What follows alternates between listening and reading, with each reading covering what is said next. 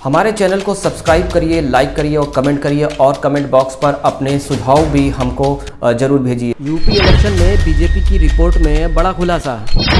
बसपा ने समाजवादी पार्टी का खेल बिगाड़ा।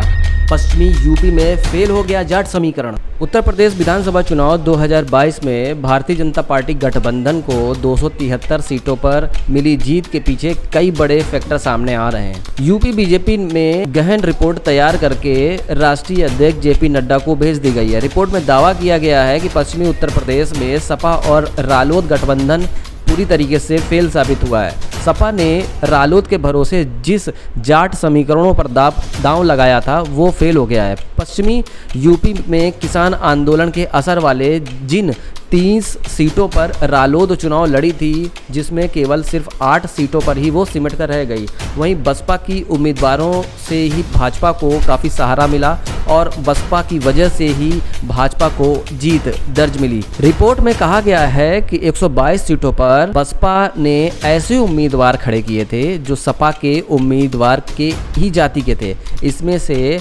इन 122 सीटों पर भाजपा के उम्मीदवारों को मदद मिली, जिसमें से जिन 91 सीटों पर सपा के मुस्लिम उम्मीदवार थे, उसी सीट पर बसपा ने भी मुस्लिम प्रत्याशी उतार दिए। वहीं 15 सीटों पर सपा ने यादव उम्मीदवारों को उतारा था तो बसपा ने भी यादव उम्मीदवारों को उतार दिया। इसका सीधा फायदा भाजपा को मिला और 122 सीटों में भाजपा गठबंधन ने 68 सीटों पर जीत दर्ज करी। पश्चिमी यूपी में पहले चरण में चुनाव में जिन जिलों में हुए किसान आंदोलन का सबसे ज़्यादा असर दिखाई दे रहा था, वो अपेक्षाकृत परिणाम बेहतर रहा। पश्चिमी उत्तर प्रदेश में पहले चरण में 58 सीटों में भाजपा ने 46 सीटें दर्ज करी। पश्चिमी यूपी में जाट शहरी और ग्रामीण में बंट गए। शहरी क्षेत्र में जाट भाजपा के साथ आए। भाजपा ने 17 जाट प्रत्याशी उतारे थे, जिनमें 10 प्रत्याशी जीते। वहीं सपा ने 7 प्रत्याशी उतारे थे, 3 जीते। रालोद ने 10 प्रत्याशी उतारे थे, 4 जीत दर्ज करी। वहीं एक और बड़ा फैक्टर सामने आया कि जहां सपा ने सवर्ण चेहरा दिया, वहां बड़ी संख्या में उस विशेष जाति के वोट उसको मिले। सपा का मुस्लिम और यादव फैक्टर का बड़ा समर्थन समाजवादी पार्टी को मिला। लखीमपुर कांड के बाद विपक्ष ने भले ही इसे बड़ा मुद्दा बनाया हो, लेकिन उस जिले में सारी सीटें भाजपा को मिली।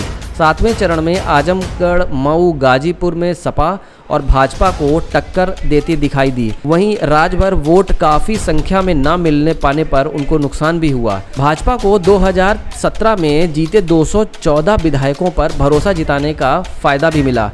पहले जहां पार्टी ने विधायकों के प्रति एंटी इनकम्बेंसी की रिपोर्ट मिलने के बाद उनके ज़्यादा से ज़्यादा टिकट काटने की योजना बनाई थी, वहीं उसे खारिज करते हुए 214 मौजूदा विधायकों पर उन्होंने दांव लगाया और ये रणनीति उनको सफल भी बनाई।